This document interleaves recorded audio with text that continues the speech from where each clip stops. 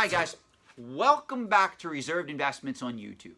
So I'm often asked what books I recommend somebody read if they want to learn about speculative markets in the greater antiques and collectibles trade.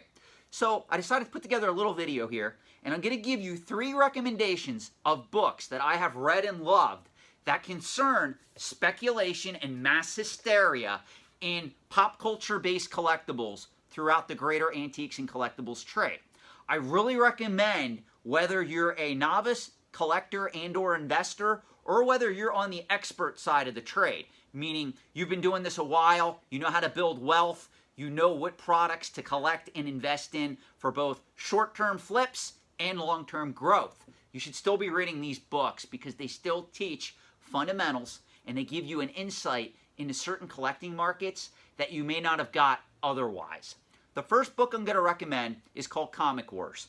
It was written back in 2002 by Dan Raviv, and it talks about Marvel Comics before they were affiliated with Disney, how during the comic book collecting bubble that ensued the early to mid 1990s, how manipulators on Wall Street who owned stakes in Marvel Comics were using their power to get people on Main Street to believe that all these items that they were buying up, meaning limited edition, holofoil, variant comic books, all this stuff that was being poured into the market en masse, was the brainchild of Wall Street billionaires trying to get the people on Main Street to believe that this overproduced stuff would pay for their retirements and or child's college educations sometime in the future. Well, we know the market crashed. That didn't happen. Well, that was a result of, again, Wall Street financiers and billionaires manipulating the market. Comic Wars tells the tale of how Marvel almost went bankrupt and nearly survived that crash. It's an excellent story. It goes in depth on the players involved at the time, a lot of the high-profile investors that were making decisions that ultimately cost the company billions of dollars.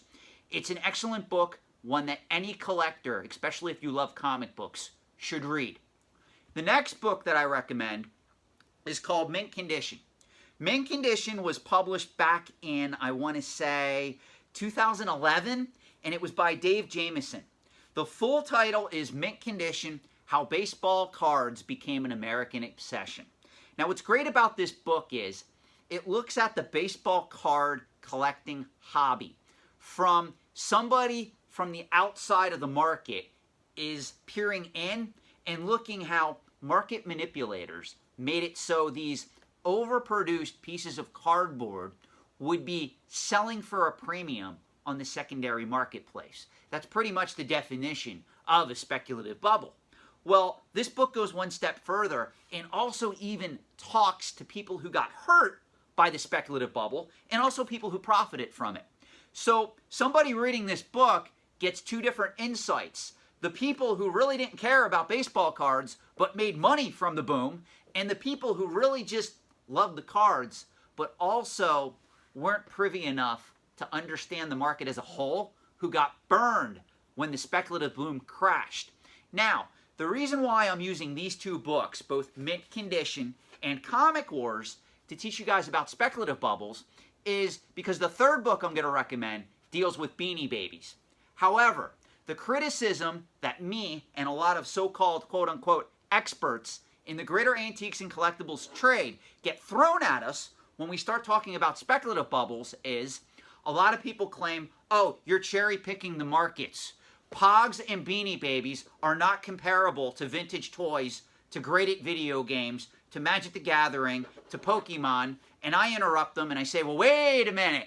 Baseball cards and comic books are comparable to those markets, and all of them, including graded coins at one point or another, went through speculative bubbles. So if you guys are not able to analyze the difference between somebody who bought at the height of the graded coin market in the 1980s versus somebody that's buying into graded coins today, Well, that's a problem on you, because the person that's buying graded coins today, on average, is paying a lot less than those people who bought in at the high end of the market in the mid-1980s when coin grading became a thing. So I'm recommending these books so you kind of see various sides or various market dynamics that have taken place in not only one specific market in the trade, like Beanie Babies or comic books or baseball cards. I'm giving you a sampling of 3 books that are written on different topics in the trade. So last but not least, one of the best books written about the Beanie Baby bubble that happened in the early to mid-1990s is called The Great Beanie Baby Bubble: The Amazing Story of How America Lost Its Mind Over a Plush Toy and the Eccentric Genius Behind It. And this was written by Zach Bissonette, and it came out in 2016. Now, what's great about all 3 of these books, all 3 are under $20 and readily available on Amazon. So literally, I think if you bought all 3, it would come out to like 37 bucks and some change plus tax. You could literally get all 3 of these books, learn 3 unique perspectives of the greater antiques and collectibles trade, and utilize that knowledge for yourself to become a better collector, a better speculator, and a better investor.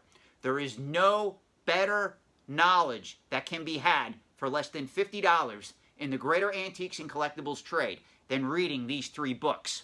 If you want to get a 4th book, I did a whole video on this. Get a copy of Killer Stuff and Tons of Money by Maureen Stanton. This book goes inside the antiques trade, and it also talks about certain collectibles markets as well. Some of you will be bored by the content of this book because a lot of this book is geared towards hardcore antique enthusiasts. Don't let that stop you. The chapters on collectibles are excellent. One caveat in this book, though. It was written in 2009 during the great financial crisis.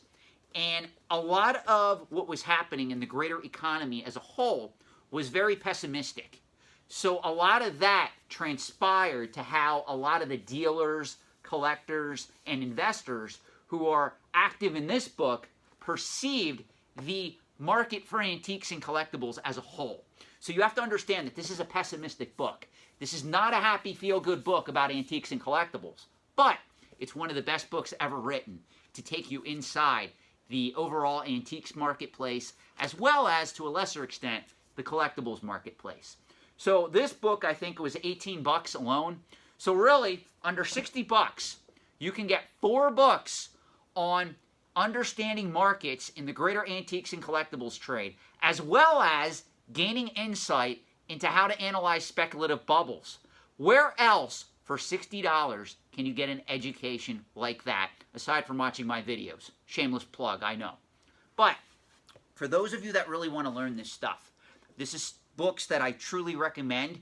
I'm going to have more videos coming out in the future on speculative bubbles and some of the criticism that have been geared towards myself and other experts in the trade, not realizing when these critics make these statements, we've seen this for decades now. It's nothing new. You telling me that graded video games are here to stay doesn't matter one way or the other. It matters what prices are being paid for graded video games when you specifically are buying and selling. Trust me, right now, graded video games, a lot of them vintage Magic the Gathering products, vintage Pokemon products, all that stuff is in a mass speculative bubble. I will never ever tell you that 10, 20, 30 years ago, that stuff will never be sought after. What I will tell you is, though, what price is it going to be selling for in 10, 20, or 30 years from now? And if you think you know the answer, well, I'm here to tell you. So did a lot of people who were, quote-unquote, investing in Beanie Babies, in comic books, and baseball cards. And the majority of these people lost big time, as you're going to see if you read these books. That's all I have for today. I want to do a quick short video because I've been asked repeatedly, what books do you recommend on speculative bubbles in the greater antiques and collectibles trade? And given my knowledge in the trade, I know that there's a lot of great books written, but I at least wanted to let you know that these 3 or 4 books that I just recommended are out there. They're at a low cost where you can buy one a month and you'll spend less than $20 on each book and you'll come away with some great insight. Thank you for watching. If you like this channel, you like the content I produce, leave me a comment, and also consider subscribing to this channel. Thanks, guys.